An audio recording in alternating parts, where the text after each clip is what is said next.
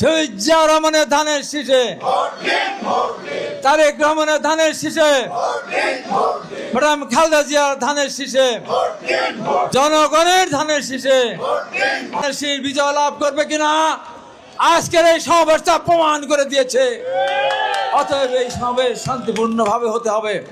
আর যে সমস্ত নেতৃবৃন্দ আছেন তারা এখানে পরিচিত হবেন, বক্তব্য দেওয়া যদি আপনারা মনে করেন নামাজের পরে সম্ভব তাহলে আমরা মিটিং পরিচালনা করতে পারবো, কিন্তু আমার মনে হয় নামাজের পরে মনে এটা সম্ভব না। আমি আপনাদের কাছে বিনয়ের সাথে বলবো, মানেন তারেক রহমানকে নেতা মানেন, শহীদ জিয়াউর রহমানকে দলের প্রতিষ্ঠাতা চেয়ারম্যান মানেন, তাহলে আমরা সবাই এক, সমস্ত নেতা কর্মীরা ভাই ভাই ধানের শীষে ভোট চাই। আমাদের ভিতরে বেদনা থাকতে পারে, দুঃখ থাকতে পারে, কষ্ট থাকতে পারে, অনেকের নাম হয়তো এখানে পরিচয় করতে সম্ভব হবে না। তারপর আমি বলবো আমরা যেহেতু একটা পরিবার, এই পরিবার আমরা ঐক্যবদ্ধ আছে, যেটা বাংলাদেশে কোথাও এই ধরনের ঐক্যবদ্ধতার নজির নেই। দীর্ঘদিন যাবৎ আমরা এই মানুষগুলি বিএনপির পক্ষে কাজ করে যাচ্ছে। আন্দোলন সংগঠনের এমন কেউ নেই যারা গ্রেপ্তার হয়নি। যাদের গ্রেপ্তার হওয়ার কথা ছিল তারা গ্রেপ্তার হয়নি। গ্রেপ্তার হয়েছিল সুলভ মালিথা, গ্রেপ্তার হয়েছিল আনোয়ার হোসেন বাচ্চু, গ্রেপ্তার হয়েছে আজমল হোসেন সুজন, গ্রেপ্তার হয়েছে রিজাল করিম শাহিন, গ্রেপ্তার হয়েছিল রবি, গ্রেপ্তার হয়েছিল আসাদ। এইভাবে যারা গ্রেপ্তার হওয়ার কথা না, মামলা হয়েছিল 17তে মামলাগুলি হয়েছিল, তাদের মধ্যে রকির নাম ছিল, অনেকের নাম ছিল। পরবর্তী সময় আমাদের নেতৃবৃন্দ এখানে যারা আছেন, যারা প্রকৃত দলের সঙ্গে দলের দুজনে কাজ করেছেন, বিগত সরকার তাদের বিরুদ্ধে মামলা দিয়েছে। প্রিয় ভাইরা, আর একটি আমাদের মানুষকে কিভাবে গুলি করা হয়েছিল, আল্লাহর রহমতে গুলি লাগে নাই, কিন্তু আমাদের মক্কেল মিদ্যার সাথে 11 জনকে ক্ষতবিক্ষত করেছে। এখন পর্যন্ত সেই আসামিরা গ্রেপ্তার হয়নি। 2-1 দিন হয়েছিল শুনেছি, তারাও নাকি ছাড়া পেয়ে গেছে।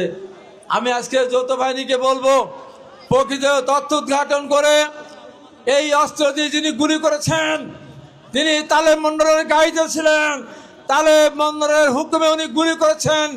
গুলি করার পর ওই গাড়িতে চলেই উনি তালেব মন্ডল ফেরত এসেছেন আর একটা হাইজ ভর্তি অস্ত্র সহ। আমি দাবি করব অনতি বিলম্বে দোষীকে গ্রেপ্তার করা হোক, আর যদি দোষীকে গ্রেপ্তার করা না হয় তালেব মন্ডলকে গ্রেপ্তার করার মধ্য দিয়ে আজকে প্রমাণ করতে হবে এই সরকার অস্ত্রধারীদের বিরুদ্ধে। আমি আজকে প্রশাসনকে বলবো আপনাদের নিরপেক্ষ ভূমিকা পালন করতে হবে।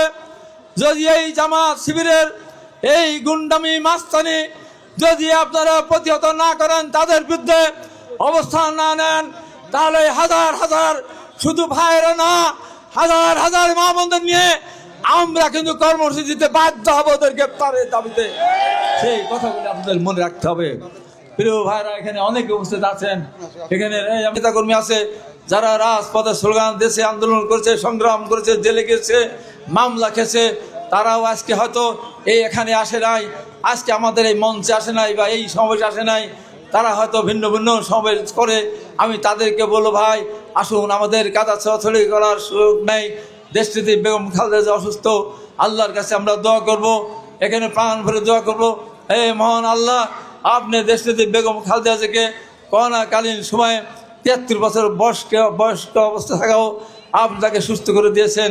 বারবার অসুস্থ হয়ে উনি হাসপাতালে গিয়েছেন, এই দেশের ডাক্তারদের চিকিৎসার মধ্যে দিয়ে ওনাকে আপনি সুস্থ করে দিয়েছেন। আর কিছুদিন আমরা আশা করে আগামী যে নির্বাচন হবে, শত ষড়যন্ত্রকে উপেক্ষা করে রাষ্ট্রপতি জিয়াউর রহমানের গড়া দল, বেগম খালেদা জিয়ার লালিত দল, আগামী দিনে তারেক রহমানের নেতৃত্বে সুসংগঠিত বিএনপি, সেই সুসংগঠিত বিএনপি ধানের শেষ জয়লাভ করবে ইনশাআল্লাহ। আর জয়লাভ করার পর আমাদের নেত্রী দেশনেত্রী বেগম খালেদা জিয়া এই দেশ সেবার সুযোগ পাবেন, এই দেশ সেবার সুযোগ পাবেন জনাব তারেক রহমান। আমি আল্লাহর কাছে বলবো, তারেক রহমানকে দেশের হাল ধরে সামনের দিকে এগিয়ে যাওয়ার একটা সময় পর্যন্ত হে আল্লাহ, দেশনেত্রী বেগম খালেদা জিয়ার কার্যক্ষমতাকে আপনি অক্ষুণ্ণ রাখবেন।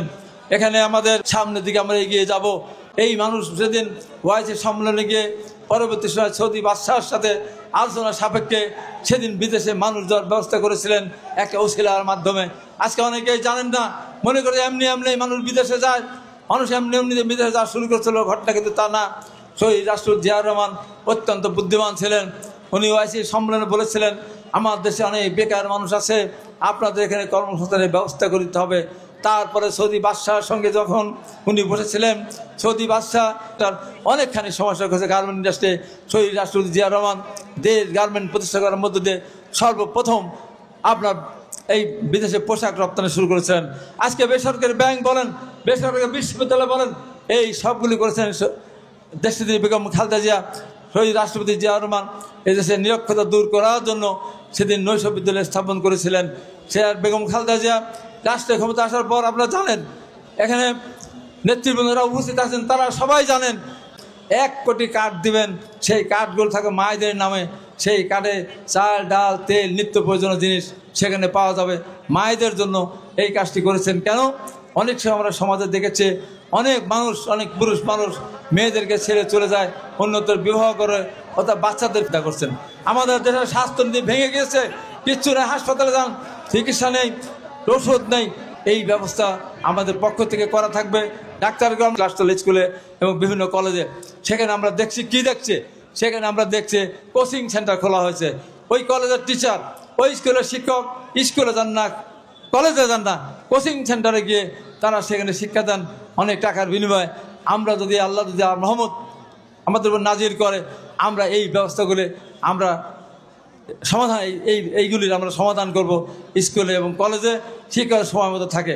এবং অনেক অনিয়ম, আমি কয়েকটা কলেজের সভাপতি হওয়ার কারণে এবং স্কুলের সভাপতি হওয়ার কারণে আমি দেখেছি কলেজের শিক্ষক আছে, ছাত্র নেই। অনার্স কোর্স চালু করা হয়েছে, একটা অনার্স কোর্স খুলতে 7 জন শিক্ষক লাগে। আমি দাসুরাতে দেখেছি, মহিলা কলেজে দেখেছি 7 জন শিক্ষক আছে, 1 জন ছাত্র আছে, কোথাও কোথাও 1 জন ছাত্র নেই। এইগুলো কেন করা হয়েছিল? এইগুলি ক্ষমতা দেখানোর জন্য করা হয়েছিল। আমি অনার্স কোর্স খুলে দিলাম, এইটি শুধু বড় না। এখানে কথা, এদের মূল ইসের ঘটনা ছিল এই সভাপতি, এই গভর্নিং বোর্ডের সভাপতি এবং যারা ম্যানেজিং কমিটির জড়িত, তারা একটা মানুষের কাছ থেকে 6 লাখ, 7 লাখ, 8 লাখ, 10 লাখ করে টাকা নিয়ে চাকরি দিয়েছিল। পরবর্তী তারা চাকরিও ঠিকমতো করতে পারে না, বেতনও তারা পায় না, শুধু টাকা আত্মসাতের জন্য এই কাজগুলি তারা করেছিল। আমরা বিএনপি আল্লাহ যদি রহমত করে, আমরা এই সমস্ত জিনিসগুলি চিরদিনের জন্য আমরা বন্ধ করে দেবো। শিক্ষার একটা পরিবেশ আমরা ফিরিয়ে আনবো। প্রিয় ভাইয়েরা, আজকে এখানে যারা উপস্থিত অনেক দূর দূরান্ত থেকে এসেছেন, আপনারা কষ্ট করে এসেছেন। আমরা সন্ত্রাস মুক্ত একটা ঈশ্বরী করতে চাই। এই দেশের মানুষ, এই এলাকার মানুষ যেন এই চেহারাগুলো দেখে মনে করে এদের কাছে আমরা নিরাপদ। এদের পক্ষেই আমাদেরকে দাঁড়াতে হবে, এদেরকে সহায়তা করতে হবে। আজকের এই অনুষ্ঠান সেটা প্রমাণ করছে। প্রিয় বন্ধুরা, প্রিয় মা বোনেরা, আপনাদের কাছে আমরা একটা অনুরোধ থাকবে।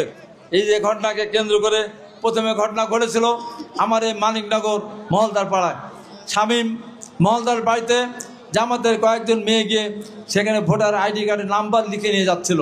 কারণ কি, এই নাম্বার নিয়ে যাবে তারা ভোটের আগের দিন আমরা যখন বাড়ি বাড়ি স্লিপ দেই, তারা আমাদের এই মা বোনদের ভোটার স্লিপটা তারা দিয়ে দিবে তাদের হাতে।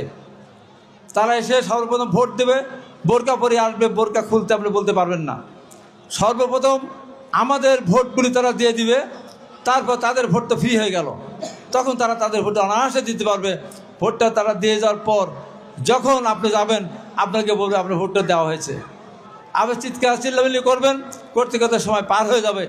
এই ষড়যন্ত্র রুখে দিতে হবে। আর কোনো জামাতের মেয়ে কর্মীরা কোনোভাবেই যেন বাড়িতে বাড়িতে গিয়ে ভোটার আইডি কার্ডের নাম্বার নিতে না পারে, সেই ব্যাপার আপনাদেরকে সজাগ থাকতে হবে। আর একটি কথা, বাংলাদেশের কোনো এলাকায় জামাতের নামের তালিম বন্ধ করে দিতে হবে। তারা ইসলামিক শিক্ষা দেয় না, তারা তাদের অপকৌশলের জন্য তারা তালিম করে। তারপরে আপনাদের বলে দিচ্ছে সারা বাংলাদেশের জন্য সারা বাংলাদেশের জন্য প্রযোজ্য। সেটি হলো এই যে কোথাও আপনারা যদি আইডি কার্ড চায়, দেখতে চায়, তাদের পরিচয় জানতে চাবেন, আইডি কার্ড কেউ দেখতে চাবে না সরকারের কোনো মানুষ, সরকারের কোনো কর্মচারী। যারা দেখতে যাবে সারা বাংলাদেশের মা বোনদের কাছে বলছে, আপনাদের আইডি কার্ড ওদের হাতে তুলে দিবেন না, আপনাদের নাম্বার ওদের হাতে দেবেন না। ওরা এইটা নিয়ে যখন একটা অপরাধ তারা করবে, নির্বাচনে তারা কারচুপি করবে, এমনি ভাবে আজকে তারা ষড়যন্ত্র করছে আমাদের বিরুদ্ধে। আমার সাথে স্লোগান দিবেন তো? সবাই দিবেন তো? ভোট দিন, ভোট দিন, ধানের শীষে ভোট দিন, বাবলু ভাইয়ের ধানের শীষে, তুহিন ভাইয়ের ধানের শীষে, সন্টু চার্মের ধানের শীষে, সুজন প্রভেদার ধানের শীষে,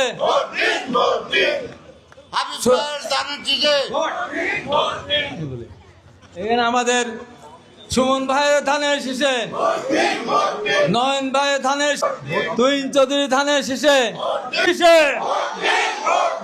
শহীদ জিয়াউর রহমানের ধানের শীষে, তারেক রহমানের ধানের শীষে, ম্যাডাম খালেদা জিয়ার ধানের শীষে, জনগণের ধানের শীষে।